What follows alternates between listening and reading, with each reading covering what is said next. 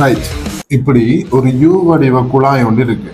இந்த யூ வடிவ குழாயில ஒரு பக்கம் வளிமண்டலத்துக்கு திறந்திருக்கு, இன்னொரு பக்கம் என்ன செஞ்சிருக்கேன்டா அடைச்சிருக்கு விளக்குல. சரி, இப்ப இதுக்குள்ள ஒரு ரச நிரல் ஒன்று இருக்கு, ரசம் இருக்கு.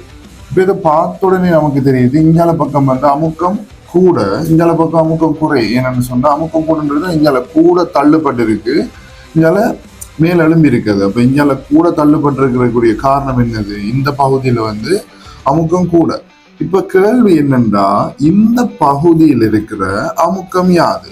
இந்த பகுதி, இது ஒரு ரூம் நடுவுமே, இப்ப இந்த ரூமுக்குள்ள இருக்கிற அமுக்கம் யாது? இதான் கேள்வி என்று சொன்னா, இந்த இடத்துல இருக்கிற அமுக்கத்தை கண்டுபிடிச்சோம் என்று சொன்னா அதான் இந்த பகுதியில் இருக்கிற அமுக்கமா இருக்கு. சரிதானே? இப்ப இந்த அமுக்கம் இதே கிடைமட்டத்தில் இருக்கிற இந்த புள்ளியில் இருக்கிற அமுக்கத்துக்கு எப்படி இருக்கும்னு சொன்னா சமனா இருக்கும். ஏனென்றா திரவத்தின் ஒரே கிடைமட்டத்தில் இருக்கிற எல்லா புள்ளிகள்லையும் அமுக்கம் அப்படி இருக்கும், சமனா இருக்கும். அப்ப இந்த புள்ளியில் இருக்கிற அமுக்கத்துல ரெண்டு காரணி செல்வாக்கு செலுத்தும். ஒன்று, இந்த இவ்வளவு ரச நிரல்ற உயரமும் செல்வாக்கு செலுத்தும். அதே நேரம் மேல தாக்குற வளிமண்டல அமுக்கம். அப்ப வளிமண்டல அமுக்கத்தை P0 என்று எடுப்போம். இங்க இருக்கிற இந்த ரச நிரல்ற உயரத்தினால ஏற்படுத்தப்படுற அமுக்கத்தையும் காணணும். சரிதானே? இப்ப இந்த ரச நிரல்ற உயரம் சிலதுல வந்து டிரெக்டா தந்திருப்பாங்க, சிலது டிரெக்டா தரல என்று சொன்னா, இப்ப இந்த உயரம் H2, இந்த உயரம் H2, இந்த மொத்த உயரம் மேல் இந்த உயரம் வந்து H1 என்று தந்திருக்காங்க எப்பவுமே. அப்ப இந்த ரச நிரல்ற உயரத்துக்கு நாம் என்ன சார்பாடு எடுக்கலாம்? H1 மைனஸ் H2 என்று எடுப்போம்.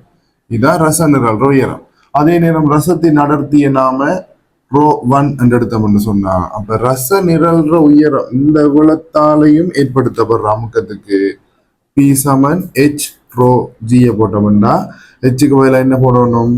H1 minus H2 ρ1 g. இது மட்டும் இந்த இவ்வளத்தால் ஏற்படுத்தப்படுற அமுக்கம். ஆனா இதுக்கு மேலதிகம் என்ன தாக்குது? வளிமண்டல அமுக்கமும் தாக்குது. அப்ப இந்த புள்ளியில காணப்படுற மொத்த அமுக்கம் வந்து P0 வளிமண்டல அமுக்கம் சக H1 மைனஸ் H2 ρ1 g. இதான் இந்த புள்ளியில காணப்படுற அமுக்கம். இதே அமுக்கம் தான் இந்த புள்ளியிலையும் காணப்படும். இந்த ஒரே கிடைமட்டத்தில் அமுக்கம் எல்லா புள்ளிகளையும் எப்படி இருக்கும்? சமனா இருக்கும். அப்ப இந்த அமுக்கம் இந்த பகுதியில காணப்படும். இதுதான் அமுக்கம்.